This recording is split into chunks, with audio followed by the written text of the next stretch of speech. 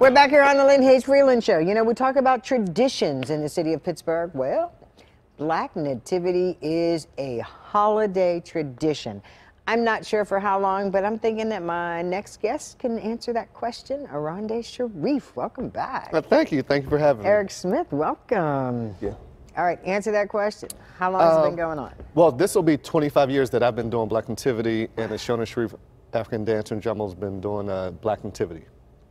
25 years. 25 years. 25, yes. Now, here's the best thing, and I said this to a guest that was on earlier today. What I love about it is it's never the exact same show from year to year. No, you know what? So, one, we try to keep it different because we want people to come back. And I think after a while, when people see the same thing, they're like, well, I've seen it before. But you really haven't, because we change it every year.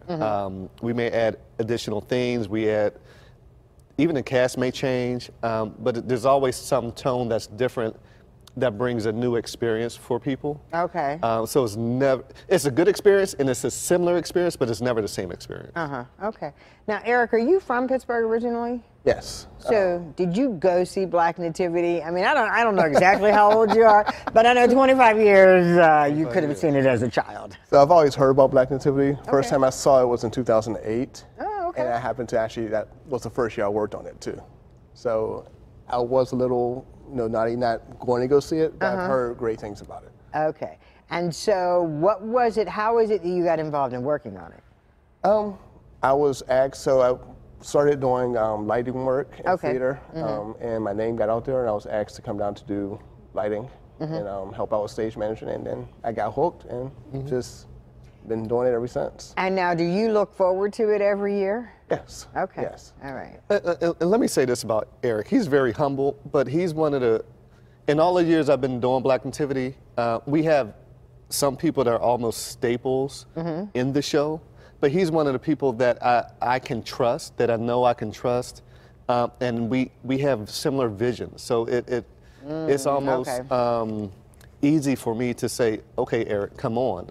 And I can step aside to do more choreography or more dancing or more other things and say, okay, Eric, you could take it, and I could trust it's going to be a good show, and you understand our intent. Okay. All right. So, and I think when you have people that understand your intent, it makes things a lot easier in some cases, but it also allows him to grow and do things that he may not normally do. Sure, to other expand, theater. which is life is all about. Yeah.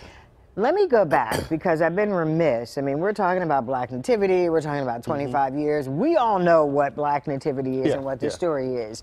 But there are going to be some folks in our audience today who are like, what is Black Nativity? So Black Nativity is a play that was written by Langston Hughes in the 60s. So Act 1 is about the telling of Jesus, the birth of Jesus. Mary and Joseph going through Bethlehem and having the baby. And Act 2 is testimonies, what Jesus has done for them today. And well, I guess in that time in the 60s. So it's very testimonial, very full of gospel music. One of the things we like to do with our show, Act 1, we like to infuse a lot of traditional African dance in the show, in addition to gospel and modern dance. And in Act 2 is we have some African dancing and modern as well. But I think vocally and musically, I like to try to get different eras of music, because we have families and people from different ages, of all ages, come to the show. But it's always good to have songs that they could sing with us, moments they touch with us. I like to have Andre Crouch in there. I like to have the Caravans in there. I like to have Kirk Franklin. Okay. So different genres of gospel music as well. And that's how you keep it timely and keep it different. Yeah. All right. So Eric, what's your favorite part about this year's production? This year's production, I would say, definitely the music. The music, I really love the music, and I love the storytelling, the way how the story's being told this year, from the beginning. What's the opening song that we're doing? Your Spirit? Yes, Your Spirit, and the way how that just opens up the play and opens up the whole village scene, and then giving you that feeling of how people were before Christ was born, and then once Christ was born, it's a huge celebration, and we're ending it with a song. I'm not going to say what it is right now. You have to come see it, but it's a huge celebratory song, and so I'm really feeling the way how the story is told through in the music that was chosen this year. Okay, now how big is the cast? How large is the cast? So we're looking at nine vocalists. My fault. 9 vocalists and about 15 dancers. With the kids, Right. 15 kids, I guess about almost 30 to 40. I'm going to say, people. we're talking 30-ish for sure. Yeah, we've always had a large cast. I think what's interesting, when we first started out doing Black Nativity way back in 1993, we had a lot of kids dancing. We had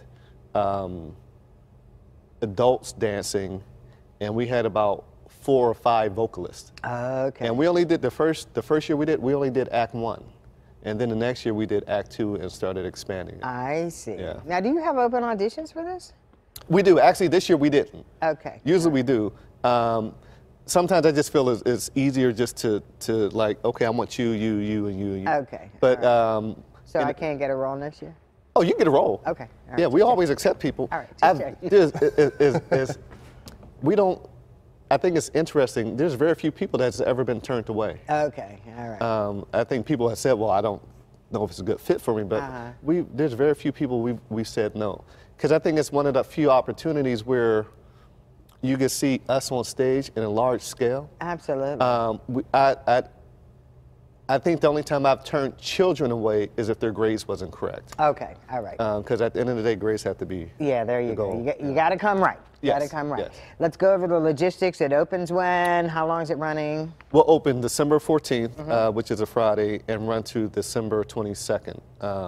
First week is the 14th, 15th, 16th. The second week is Thursday the 20th, Friday the 21st, and Saturday the 22nd. And where's it going to be? It's going to be at Foster Memorial Theater, which used to be the Stephen Foster Theater, but in a Charity Randall Theater. We will not be at Alumni Hall. We'll be on Forbes Avenue, across from a huge dinosaur on Forbes From the Avenue. dinosaur at Carnegie, Yeah. so that's important. And folks need to get tickets in advance. No, they can get them at the door, or they Okay. can get them in advance. They could call the office number 412-2276 to make arrangements or group rates, or they could get tickets at the door. I was going to say, and traditionally you always had group rates, so that's Yeah. still a big part of it. And Yes. I want to stress here too that it's good for all ages. It's good. It's great for all ages, There you and it's great for all people. Okay. You know, I think one year I actually got a call about You got the term 15 seconds. Black Nativity, but it's for any and everybody. There It you doesn't matter go. what color, creed, race, whatever. There you go. We'll take a commercial break. When we come back, we'll wrap all this up. Don't go away when the Lynn Hayes Freeland Show continues.